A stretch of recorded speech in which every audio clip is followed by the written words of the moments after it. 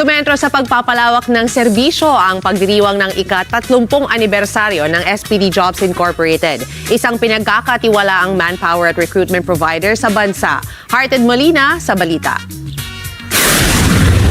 Puno ng inspirasyon, pagkilala at pagtanaw sa hinaharap ang pagdiriwang ng 30th anniversary ng SPD Jobs Incorporated at SPD Employee Summit 2026.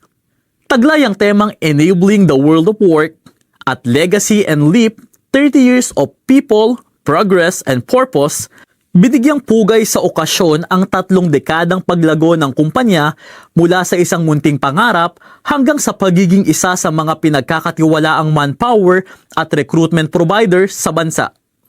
Sa loob ng 3 dekada, nakatulong ang SPD Jobs sa libo-libong Pilipino na makakuha ng trabaho at mas magandang pagkakataon sa buhay habang patuloy na pinapalawak ang serbisyo nito sa iba't ibang panig ng bansa. We are using the AI. I think AI is a big help to our operations. Ang bilis ngayon. Consultant online, seconds nandiyan na. So hindi mas lalo kaming magiging advance kasi I make sure na nauuna tayo in the industry and hindi tayo magpapahuli. And in our organization, no one is left behind. Sabay-sabay tayo together. Isa sa mga tinalakay sa summit ang paghahanda sa patuloy na pagbabago ng mundo ng pagtatrabaho sa pamamagitan ng teknolohiya at artificial intelligence. Ayon sa mga resource speaker, mahalagang yakapin ang mga bagong inobasyon upang mas mapaunlad ang mga manggagawa at mas mapalawak ang mga oportunidad sa employment. Oh, well, they have to use technology as a tool so that they'll become more intelligent using artificial intelligence. It cannot be that the artificial intelligence will make human less intelligent. We should be more intelligent because there is artificial intelligence.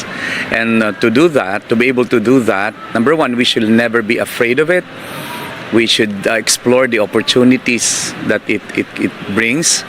And more importantly, we should embrace the reality that this is here. It's not a thing of the future because it is here and it's for real. Binigyang diin din ang mahalagang papel ng pakikipagtulungan sa pagitan ng pamahalaan at pribadong sektor sa pagpapalakas ng employment at pagtataguyod ng pag-unlad ng ekonomiya. Para sa mga kalahok, ang pagkakaisa ng iba't ibang sektor ay nagbubukas ng mas maraming pagkakataon para sa mga Pilipinong naghahanap ng mas magandang kinabukasan. The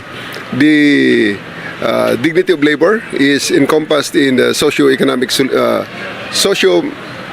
solidarity, which is basically the fourth element of our national security policy. So we believe that public and private partnerships will always be the cornerstone of a good business model.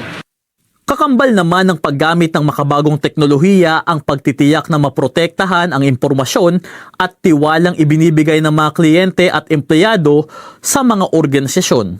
Dahil dito, tinalakay din ang kahalagahan ng data privacy at responsableng pamamahala ng impormasyon sa loob ng mga kumpanya.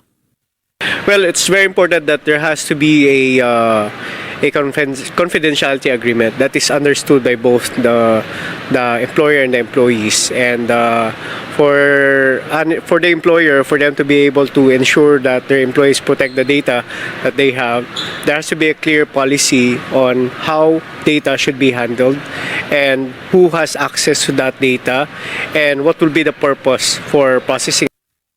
Kaugnay ng temang Legacy and Leap, 30 Years of People, Progress and Purpose, ipinagdiwang ng SPD Jobs hindi lamang ang tagumpay na nakamit sa nakalipas na 3 dekada, kundi pati ang mas malaking misyon nitong maghatid ng pagkakataon, pag-unlad at pag-asa sa maraming Pilipino. Hearted Molina, para sa Mata ng Agila, matatag, matapang, matapat.